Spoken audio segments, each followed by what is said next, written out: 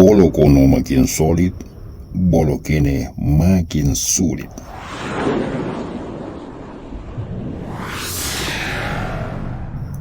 Bismillahirrahmanirrahim. Assalamualaikum warahmatullahi wabarakatuh.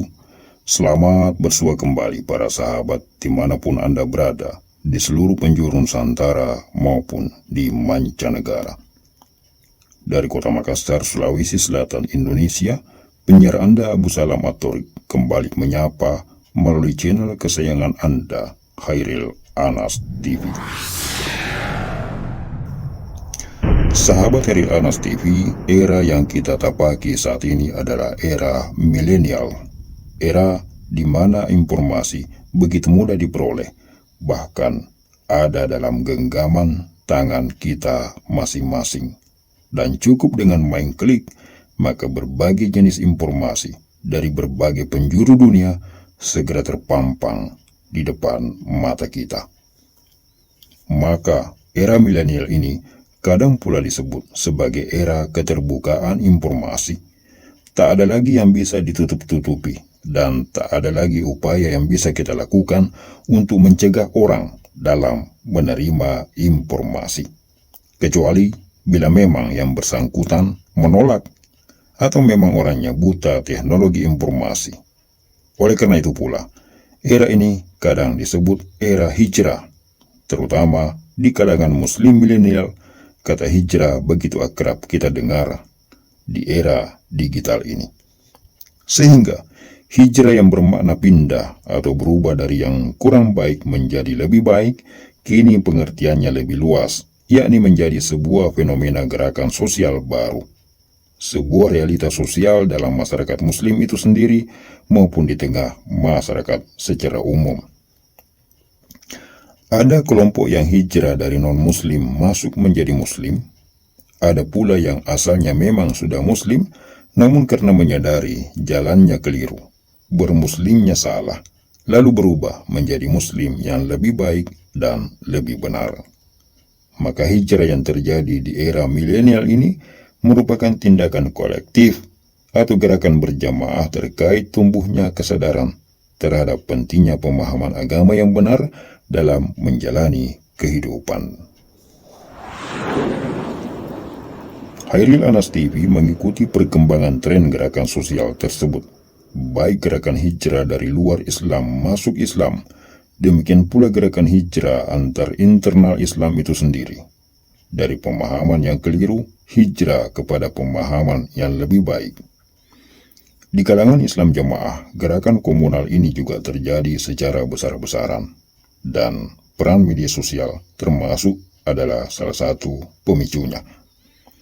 Berbagai bentuk ketimpangan dan penyimpangan ajaran Islam yang selama ini tersembunyi dengan rapat di dalam kalangan Islam Jamaah LDI melalui apa yang disebut dengan Fatona Betona Budi Luhur oleh Keamiran Islam Jamaah, seketika semuanya terbongkar, terkuak secara vulgar. Segala bentuk kebusukan, penipuan, dan rekayasa ajaran Islam yang diselewengkan oleh pembesar Islam Jamaah untuk tujuan memalak dan menguras pengikut-pengikutnya secara sembunyi-sembunyi dengan cara melarang pengikutnya untuk bergaul dengan kaum muslimin. Dan hanya pembesarnya saja yang boleh berkomunikasi dengan para ulama dengan cara bermuka manis, berpura-pura baik. Demikian pula dengan pemerintah, mereka rajin cari muka untuk melindungi dan menyembunyikan aksi jahat yang mereka lakukan terhadap pengikut-pengikutnya. Maka di era digital ini, semuanya terbongkar dan terkuak. Ribuan pengikutnya yang puluhan tahun terbelenggu dan tertipu, serentak sadar dan menyatakan hijrah keluar dari ajaran yang menyimpang itu. Lebih dari 40 tahun saya hidup di dalam lingkungan Islam Jamaah. Salah satu yang paling saya ingat awal-awal saya mengaji, sehingga saya tertarik di situ adalah Islam Jamaah itu pedomannya Quran dan hadis yang dibawa dari Makkah Madinah oleh seorang ulama yang sangat paham itu yaitu Bapak Haji Nur Hasan. Cerita-cerita ketika saya awal-awal mengaji juga disebutkan bahwa beliau itu adalah orang yang hafal 49 hadis dan 21 bacaan. Ya, semua cerita itu kami terima dengan penuh kekaguman. Nggak tahu yang namanya 49 hadis itu apa, juga nggak tahu namanya tahun itu kan juga nggak bisa ngecek hadis itu apa saja namanya. Lihat hadis saja jujur waktu itu belum pernah ya, karena ngaji kan Quran ya memang ngaji hadis, tapi kan hadis himpunan, jadi hadis itu ya belum, mana sih hadis ya. 1-2 tahun kemudian kenal sih, oh Bukhari itu kayak gini, Muslim kayak gini, tapi waktu itu juga orang yang punya hadis itu masih terbatas. Tapi yang tentang 49 hadis itu kami tidak tahu ya, hanya percaya saja, percaya kehebatannya. Dan juga diceritakan bahwa di dalam Islam itu selalu akan ada pembaharuan atau akan muncul orang-orang yang hebat, orang-orang pembaharu itu setiap 100 tahun sekali. Maka terus 100 tahun kemudian ya ini Bapak Haji Nur Hasan ini, kira-kira kalau nggak salah seperti itu zaman itu. Ya memang tidak bisa saya konfirmasi, tapi ya saya percaya aja. Para mantan pengikut Islam Jemaah yang terdiri dari para asatis, kaum intelektual, pelajar, pemuda milenial, hingga pengusaha dan profesional, kemudian bahu-membahu berusaha menyelamatkan saudara-saudaranya yang masih tertinggal di dalam belenggu Subhat Islam Jemaah LDII. Saya dan teman-teman hanya ingin meluruskan kekeliruan mereka.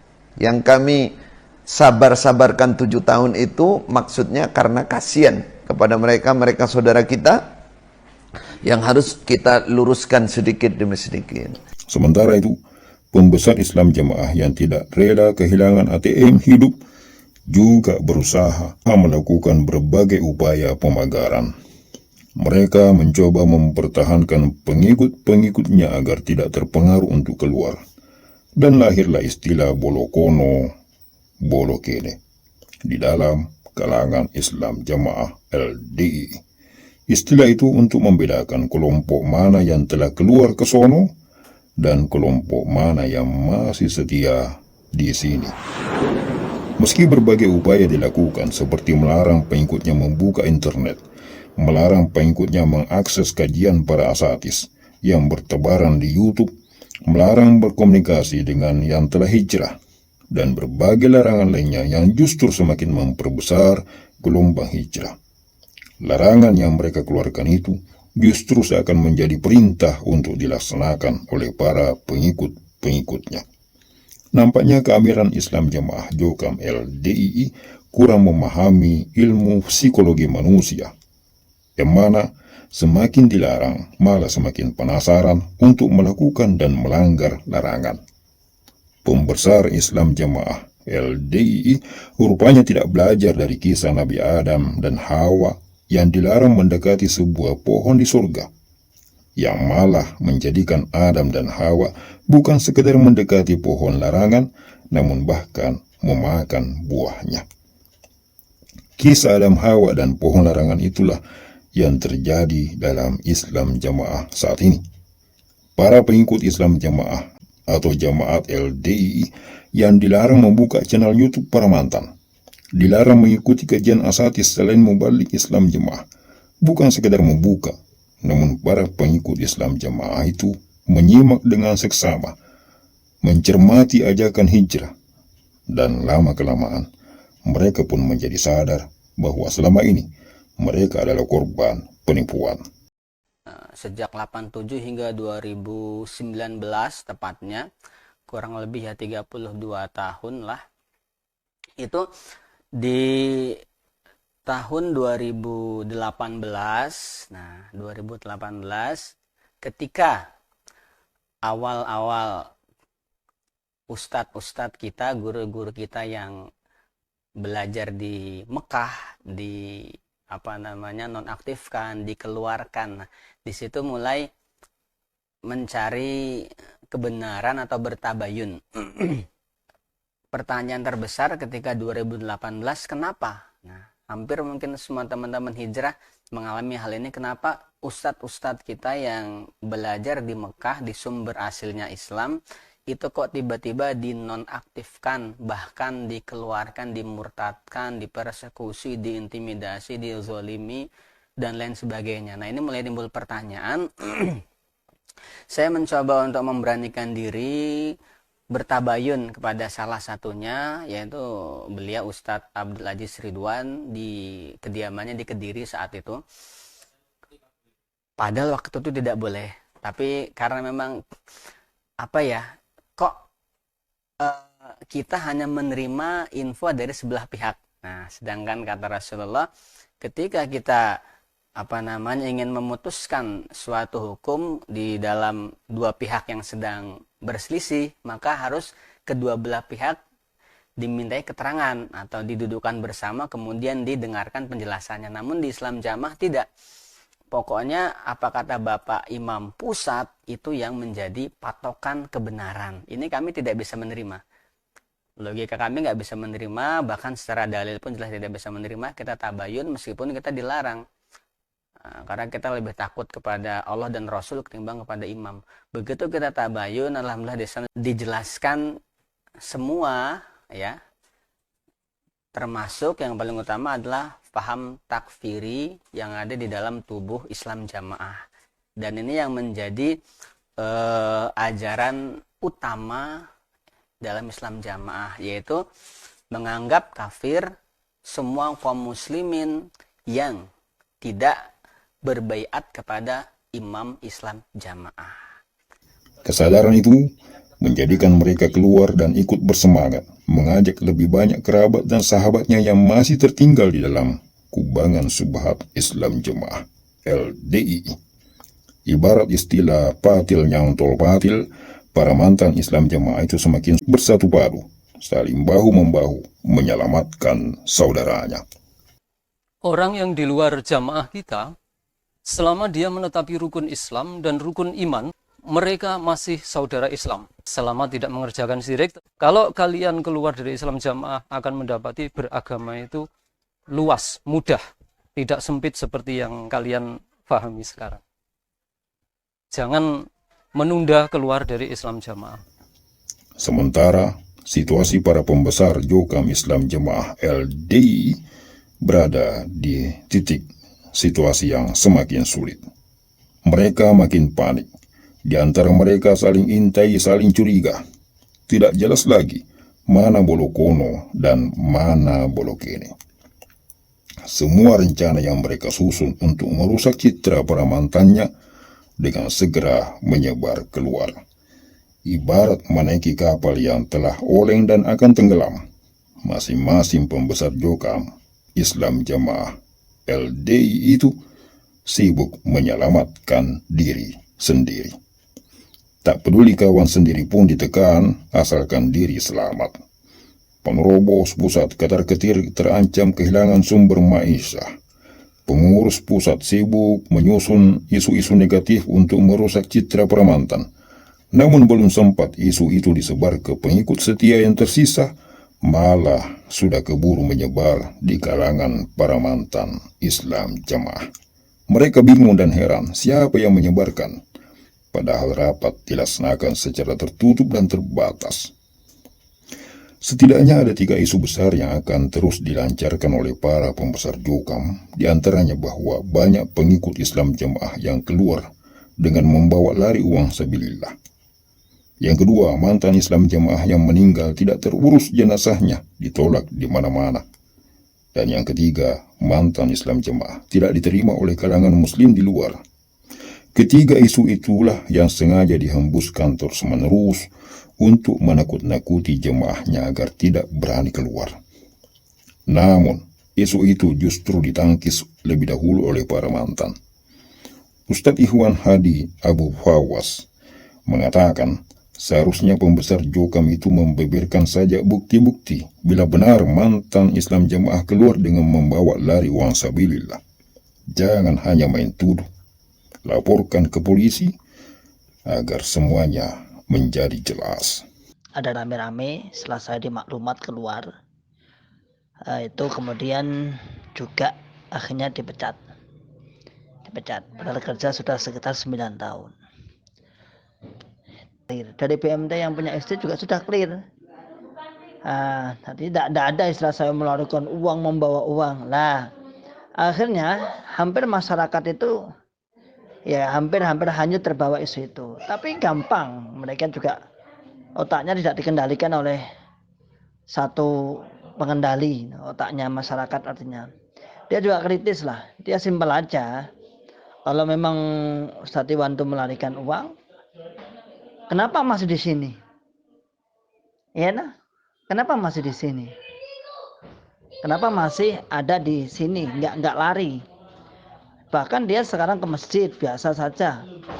Lalu yang kedua adalah berapa uangnya yang dibawa?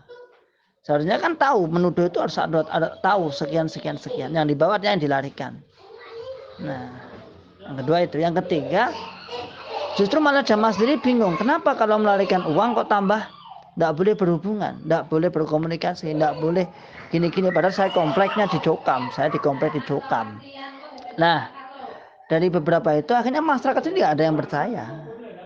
Terkait masalah murabahah, perjanjian pembelian memang saya akui ada, dan itu masih jalan sampai sekarang. Jadi murabahah pembelian itu ada memang. Saya tidak menyebutkan nominalnya, itu memang saya akui ada. Nah, itu masih sekarang dan aktif, masih alhamdulillah masih biasa aja. Nah, jadi itulah kalau saya dituduh melarikan uang, ya sangat nggak pas. Nah, itulah yang.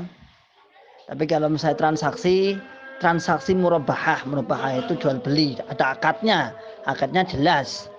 Nah, itu memang kita ada dan masih aktif, masih berjalan dengan baik.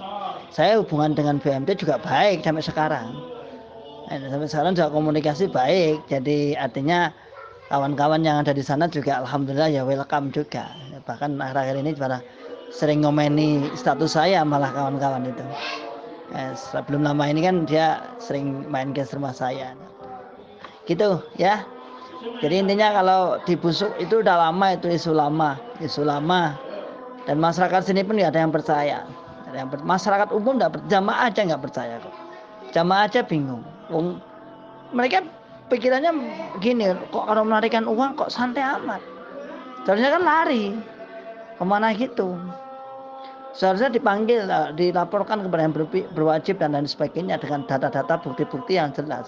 Demikian pula dengan isu jenazah para mantan yang katanya ditolak di mana-mana. Tidak ada buktinya sama sekali. Yang justru terjadi malah sebaliknya. Pelayat datang berbondong-bondong sampai sholat jenazah pun dilakukan secara bergelombang di masjid besar.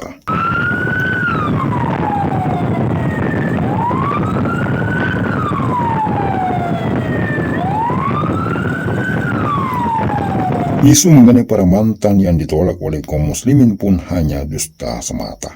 Para mantan Islam jamaah justru kebanjiran orderan, kebanjiran undangan untuk mengisi ceramah-ceramah di masjid-masjid umum. Diikuti jemaah dari Nahdliyin, Muhammadiyah, dan yang lain-lain. Terima tamu yang agung berupa bulan suci Ramadan. Kenapa bulan suci Ramadan dinyatakan bulan yang agung? Ini semua menunjukkan bukti makin solidnya para mantan pengikut Islam Jamaah LDI yang kembali menyatu ke pangkuan kaum muslimin bergabung dalam jamaah yang sesungguhnya. Sementara tinggallah para pembesar Islam Jamaah yang makin kesulitan, ditinggalkan para pengikutnya yang cerdas dan berintelektual, serta memiliki kemampuan ekonomi. Yang tersisa tinggallah pengikut-pengikut yang unyu-unyu yang memang tertutup atau menutup diri dari akses informasi. Dan kami Ranjokam makin resah. Sebab sesungguhnya yang mereka butuhkan bukan sekedar banyaknya pengikut, tetapi yang mereka inginkan banyaknya pengikut yang mau menyerahkan duitnya. Karena sesungguhnya para pembesar Islam Jamaah Jokam LDI bukan mempertahankan kejayaan Islam, bukan memperjuangkan penegakan Islam, tetapi mereka memiliki tujuan utama, membela kejayaan dan keglamoran keluarga sang Amir, mempertahankan aliran isun, persepuluhan atau persenan, setoran pungutan liar dari para pengikutnya agar tetap lancar dan stabil. Sekian celotehan. Semoga Allah memberi taufik kepada mereka dan kepada kita semua. Barakallahu lana wa fikum wa jazakumullahu khair. Wassalamualaikum warahmatullahi wabarakatuh.